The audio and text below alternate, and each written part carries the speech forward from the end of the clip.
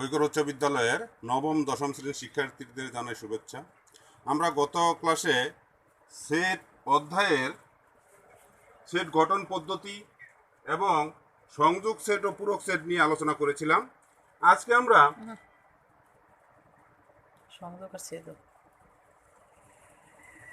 আমরা পূরক সেট নিয়ে আলোচনা করব। দেখো, পূরক সেট বলতে আমরা কি বুঝি সেটা আগে দেখে নেই। যদি এ ও বি দুইটি সেট হয়, প্রথম শর্ত হলো এ এবং বি দুইটা সেট হতে হবে এবং এ সেটের যে সকল উপাদান বি সেটে নেই ওই সকল উপাদান নিয়ে একটি সেট গঠন করলে তাকে এর প্রেক্ষিতে বি এর পূরক সেট বলে। কি বলছে?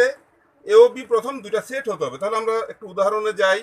এ একটি সেট, মনে করো 1 2 3 4 এর সেট, আবার বি একটি সেট 3 4 5। তাহলে আমরা এর প্রেক্ষিতে বি এর পূরক সেট কি আসবে? এ, এটাকে এইভাবেও দেওয়া হয়, বা এ বাদ বি, এটাকে পড়া হবে এ বাদ বি সমান কত হবে? এ 1 2 3 4 বাদ বি 3 4 5। কি বলছে? এর যে সকল উপাদান বি এর মধ্যে নেই, তাহলে খুঁজে দেখো। এ এর ভিতরে 1 আছে, 1 বি এর ভিতরে নেই, তাহলে 1 হবে। 2 বি এর মধ্যে নেই, 2 হবে। 3 4 বি এর মধ্যে আছে, কাজে 3 4 হবে না। এই 1 2 হয়ে যাবে এর প্রেক্ষিতে বি এর পূরক সেট। তাহলে এই কথা মনে রাখলে তোমরা এর পূরক সেট নির্ণয় করতে পারবা।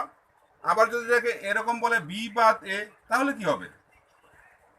এটা হবে বি এর প্রেক্ষিতে এর পূরক সেট, অর্থাৎ বি আগেইবার 3 4 5 বাদ 1 2 3 4।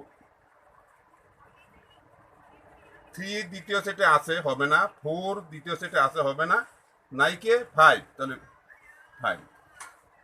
এ হলো পূরক সেট, অর্থাৎ এর প্রেক্ষিতে বি এর পূরক সেট বা বি এর প্রেক্ষিতে এর পূরক সেট। এবার অনেক সময় এরকম দেখতে পাইবা, এ ড্যাশ বা এ উপরে সি। এর অর্থ কি? এর অর্থ হলো এ ড্যাশ বা এ সি, এর অর্থ হলো সার্বিক সেটের প্রেক্ষিতে এর পূরক সেট। সার্বিক সেটকে আমরা কি দিয়ে প্রকাশ করি? ইউ।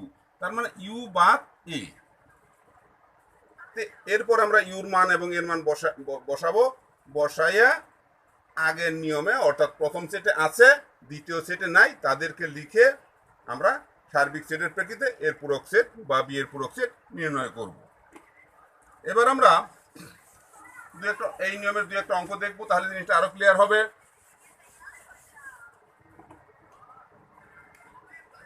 যেমন ইউ সমান 1 2 3 4 5 6, এ সমান 1 3 5, বি সমান 2 4 6।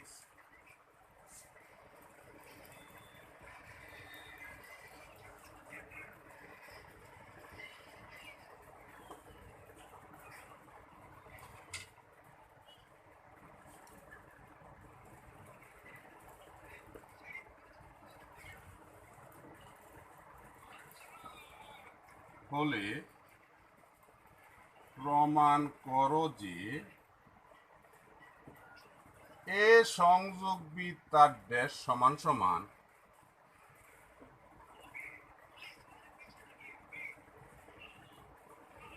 এ ড্যাশ ছেদ বি ড্যাশ। তাহলে এখন দেখো, সংযোগের কাজ আছে, ছেদের কাজ আছে এবং পূরক সেটের কাজ আছে। তিনটা কাজই আছে এখানে। আমরা সংযোগ এবং ছেদ সেট নিয়ে গত ক্লাসে আলোচনা করেছি, আজকে আমরা পূরক সেট নিয়ে আলোচনা করেছি, কাজে আমরা এটা করতে পারবো।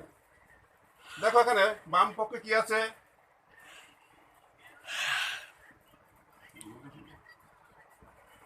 এ সংযোগ বি তার ড্যাশ। তাহলে ব্র্যাকেটের ভিতরে কি আছে? এ সংযোগ বি। তাহলে আমাকে প্রথমে এ সংযোগ বি এর কাজটা করে নিতে হবে।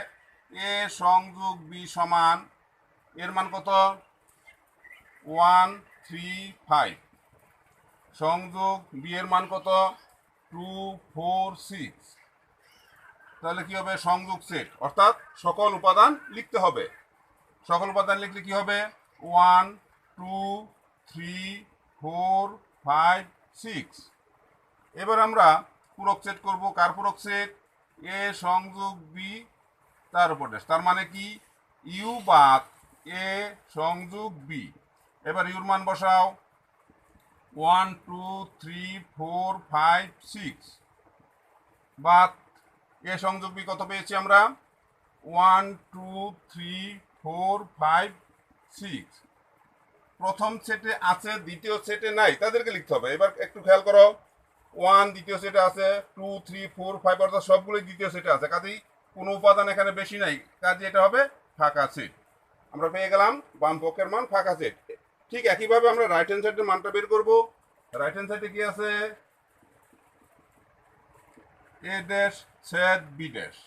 এবার প্রথম আমরা বের করব এ ড্যাশ। এ ড্যাশ মানে ইউ বাদ এ। আবার ইউর মান বসাও 1 2 3 4 5 6 বাদ এর মান 1 3 5। এবার প্রথম সেটে কি বেশি আছে 2 4 6। এবার বের করো বি ড্যাশ। বি ড্যাশ মানে ইউ বাদ বি। আবার ইউর মান লিখো 1 2 3 4 5 6 বাদ বি কত 2 4 6। কি থাকবে 1 2 বাদ 3 4 বাদ 5 6 বাদ। পেয়ে গেলাম আমরা এ ড্যাশ এবং বি ড্যাশের মান। এখন আমরা কি করব অতএব a dash set B dash. A dash কত পেয়েছিলাম আমরা 2 4 6, বি ড্যাশ কত 1 3 5। এবার সেট সেট, সেট সেট মানে উভয় সেটে যে উপাদানটি আছে, কি আছে উভয় সেটে কিছুই নাই, তাহলে কি হবে ফাঁকা সেট। এবার খেয়াল করো লেফট হ্যান্ড সাইডও পেয়েছি ফাঁকা সেট, রাইট হ্যান্ড সাইডও পেয়েছি ফাঁকা সেট, অতএব লেফট হ্যান্ড সাইড সমান রাইট হ্যান্ড সাইড। ঠিক এইভাবে আমরা সংযোগ সেট, সেট সেট এবং পূরক সেটের কাজ যদি করতে পারি, এই জাতীয় সকল প্রশ্নের উত্তর আমরা করতে পারবো। কাজেই বিভিন্ন অঙ্ক ধরে ধরে করতে হবে এমন কোনো কথা না, তোমার নিয়মটা জানলে সব কিছু করতে পারবা। এই মানগুলি বিভিন্নভাবে দিতে পারে, বিভিন্নভাবে বা যে কোনো মান দেখ না কেন আমরা এই নিয়মটাই মেনে চলবো, তাহলে সকল সমস্যার সমাধান করতে পারবো। এবার আমরা চলে যাব উপসেট নিয়ে একটু আলোচনা।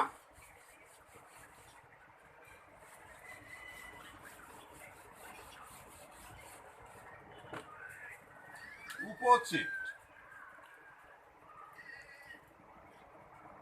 প্রথম আমরা দেখি উপসেট কাকে বলে। যদি এ ও বি দুইটি সেট হয় এবং বি সেটের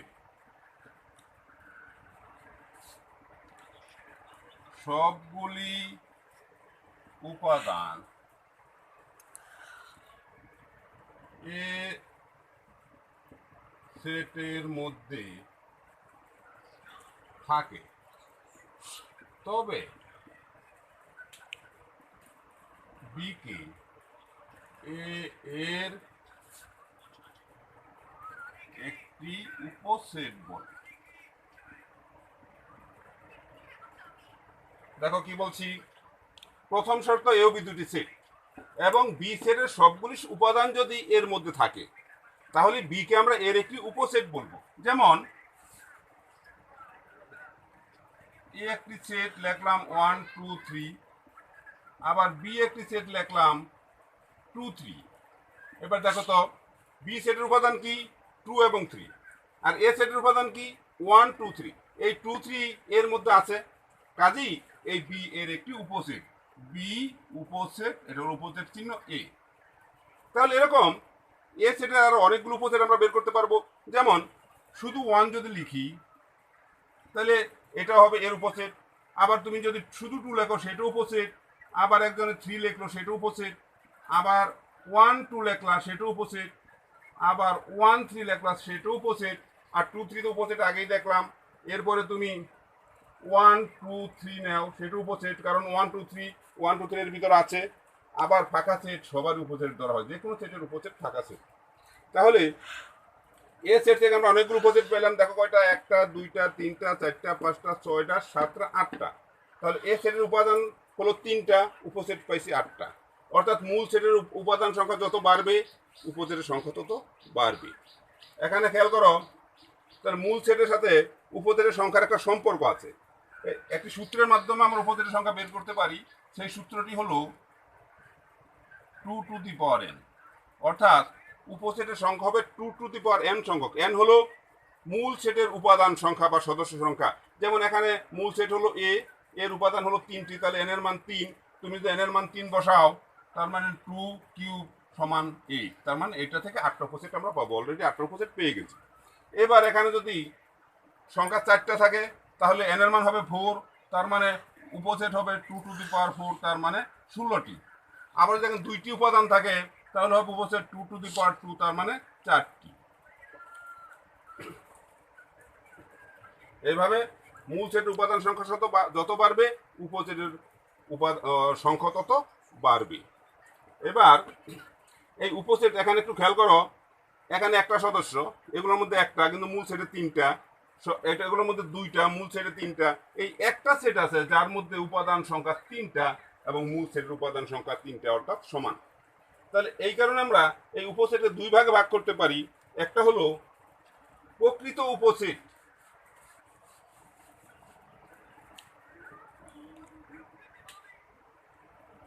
প্রকৃত উপসেট, আর একটা হলো অপ্রকৃত উপসেট।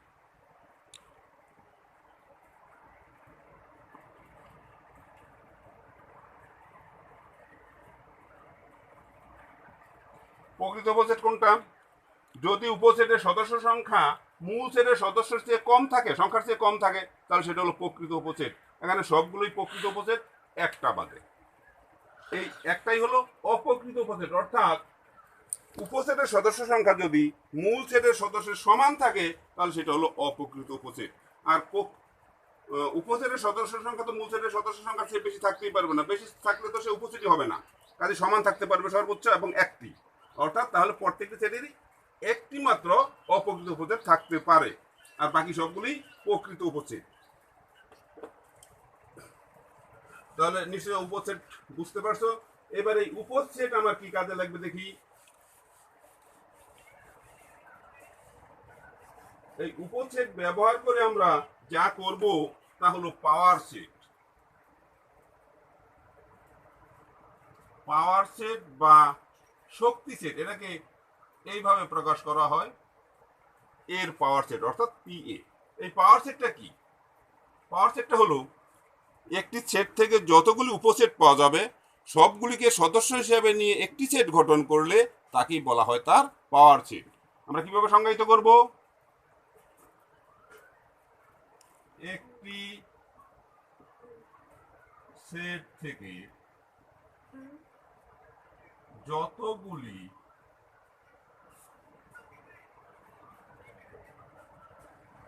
উপসেট পাওয়া যায় সবগুলিকে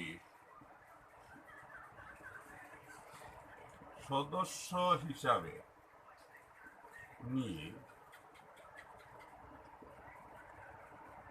একটি সেট গঠন করলে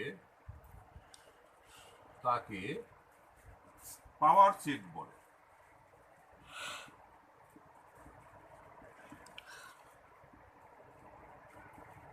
যেমন একটি সেট, এর উপাদান মনে করো এ বি সি। তাহলে এই যে এ বি সি কয়টা উপাদান এখানে এর সেটের? 3টি। তাহলে এ সেট থেকে আমরা কয়টা উপসেট পাবো? 8টি। উপসেটগুলি কি কি? এ সেটের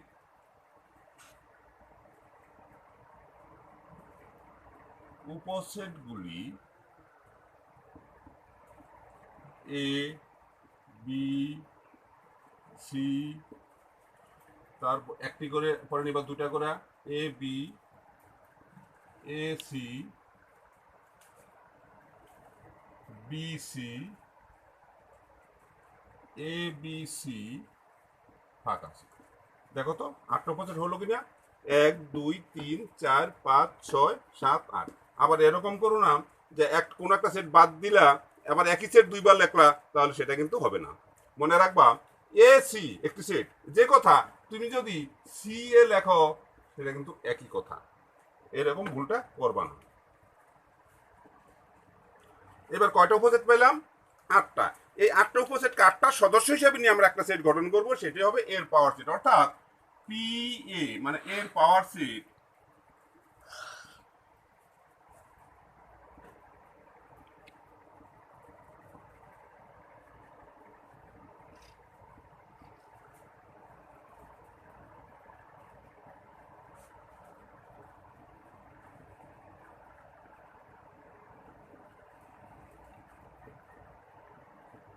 এখানে খেয়াল করো সবগুলোর মধ্যে দ্বিতীয় বন্ধনী, কারণ এরা প্রত্যেকই এক একটা সেট, 8টা সেট, 1টা 2টা 3টা 4টা 5টা 6টা 7টা 8টা, 8টাই আলাদা আলাদা সেট এবং সবগুলো নিয়ে আবার একত্রে একটি সেট। এই কারণে ভিতরও দ্বিতীয় বন্ধনী, আবার সবগুলো মিলে একত্রে একটা দ্বিতীয় বন্ধনী সেট প্রকাশ করার জন্য। এটি হলো এর পাওয়ার সেট। এইভাবে আমরা যে কোনো সেটের পাওয়ার সেট নির্ণয় করতে পারবো।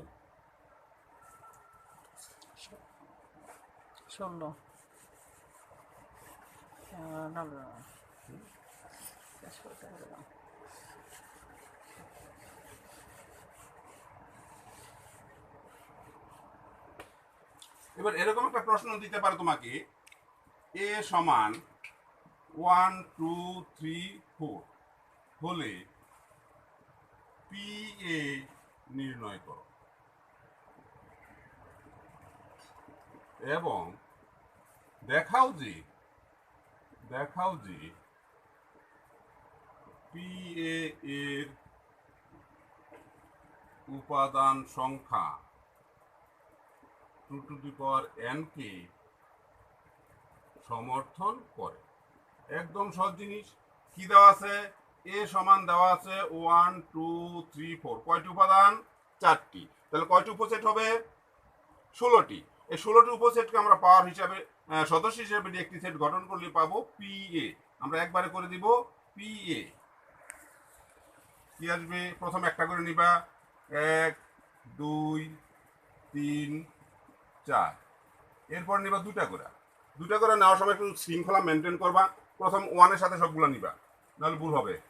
1 2 1 3 1 4, 1 দিয়ে শেষ। এবার 2 দিয়ে নিবা, 2 3 2 4, এবার 3 4। তাহলে দুটা করে নেওয়া শেষ। এবার আমরা নিব তিনটা করে নেওয়ার সময় 1 2 3 সিরিয়ালি বাদ দিবে, একটা করে বাদ যাবে। প্রথম 4 বাদ দিলাম, এরপরে 3 বাদ দাও, তাহলে 1 2 4। এবার 2 বাদ দাও, তাহলে 1 3 4। এবার 1 বাদ দাও, তাহলে 2 3 4। তিনটা করে নেওয়া শেষ। এবার নিব চারটা আমরা একবারে নিতে পারবো, 1 2 3 4, আর যাবে ফাঁকাতে। এবার দেখো তো কয়টা সেট হলো উপাদান?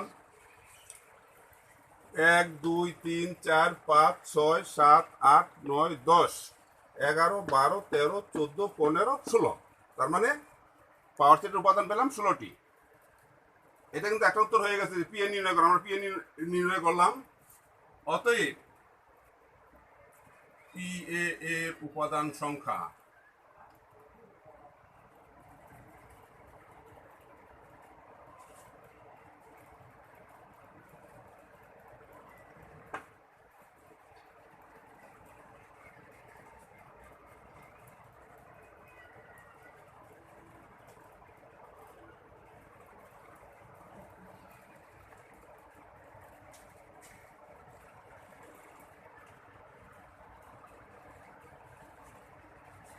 তো আসলে একটু সংশোধন করলাম, পি এ নির্ণয় করে এবং এর উপাদান সংখ্যা n হলে দেখাও যে পি এর উপাদান সংখ্যা 2 টু দি পাওয়ার n কে সমর্থন করে।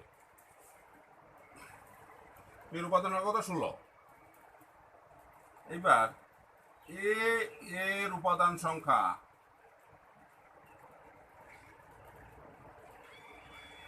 এর উপাদান সংখ্যা কত 4। অতএব 2 টু দি পাওয়ার n সমান কত হবে 2 টু দি পাওয়ার 4, তার মানে 16। দেখো আমরা এর পাওয়ার সেট নির্ণয় করে 16টি উপাদান পেয়েছিলাম, আর 2 টু দি পাওয়ার n এর মান হলো 16। তাহলে আমরা বলতে পারি কি এ এর উপাদান সংখ্যা n হলে পি এর উপাদান সংখ্যা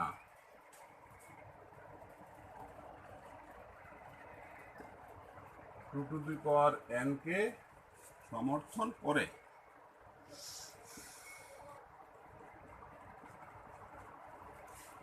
যাক, সেটের যে আলোচনা ছিল মূল আলোচনাগুলি আমরা করে ফেললাম, নিয়মগুলি তোমাদেরকে বলে দিলাম। এই নিয়মের আলোকে এই সূত্রের সাহায্যে তোমরা বইয়ের যে প্রশ্নগুলি আছে সবগুলি প্রশ্নের উত্তর করতে পারবা। তোমরা নিজে নিজে চেষ্টা করে এগুলো করবা। সবাইকে ধন্যবাদ।